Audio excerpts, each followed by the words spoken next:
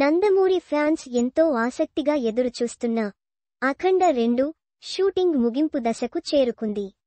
సినిమాను దసరా కానుకగా విడుదల చేయాలనే పట్టుదలతో మేకర్స్ ఉన్నారు.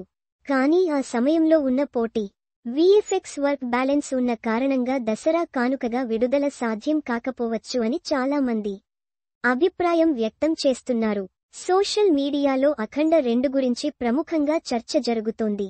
బాలకృష్ణ బ్యాక్ టు బ్యాక్ విజయాలను సొంతం చేసుకోవడంతో పాటు బోయపాటి శ్రీను దర్శకత్వంలో రూపొందుతున్న సినిమా, పైగా అఖండకు సీక్వెల్గా రూపొందుతున్న సినిమా కావడం వల్ల అఖండ 2పై అంచనాలు ఆకాశాన్ని తాకేలా ఉన్నాయి.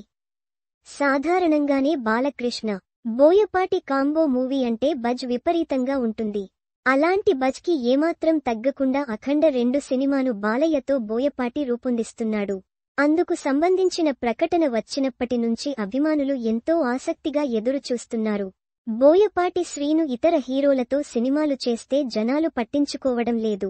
కానీ బాలయ్యతో ఆయన సినిమా అంటే మాత్రం మినిమం 100 కోట్లు ఖాయం అనే నమ్మకంతో ఉంటున్నారు. ఇప్పటి వరకు వీరి కాంబోలో వచ్చిన 3 సినిమాలు బాక్సాఫీస్ వద్ద మంచి విజయాన్ని సొంతం చేసుకున్నాయి. అందుకే ఈ సినిమాపై కూడా అంచనాలు ఉన్నాయి.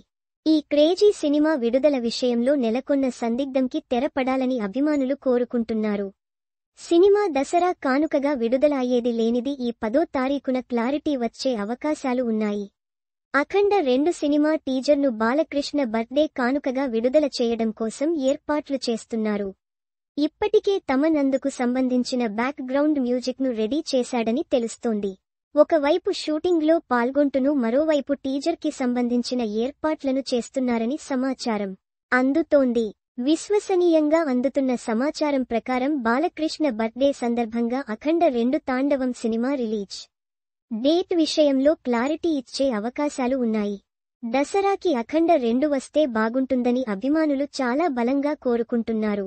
ఒకవేళ దసరాకు కాకుండా వచ్చే ఏడాది సంక్రాంతికి కనుక అఖండ 2 సినిమాను విడుదల చేస్తే ఈ ఏడాదిలో వచ్చిన డాకు మహారాజ్ ఫలితమే పునరావృతమయ్యే అవకాశాలు ఉన్నాయి అంటూ సినీ విశ్లేషకులు, బాక్సాఫీస్ వర్గాల వారు అభిప్రాయం వ్యక్తం చేస్తున్నారు. డాకు మహారాజ్ సినిమాకు పాజిటివ్ రెస్పాన్స్ వచ్చినా సంక్రాంతికి వస్తున్నాం సినిమాకు పోటీగా నిలిచిన కారణంగా వసూళ్లు డ్రాప్ అయ్యాయి. అందుకే అఖండ 2 సినిమాను సేఫ్ జోన్లో పెద్దగా పోటీ లేని సమయంలో విడుదల చేస్తే ఖచ్చితంగా మంచి కమర్షియల్ ఫలితం దక్కే అవకాశాలు పుష్కలంగా ఉన్నాయి.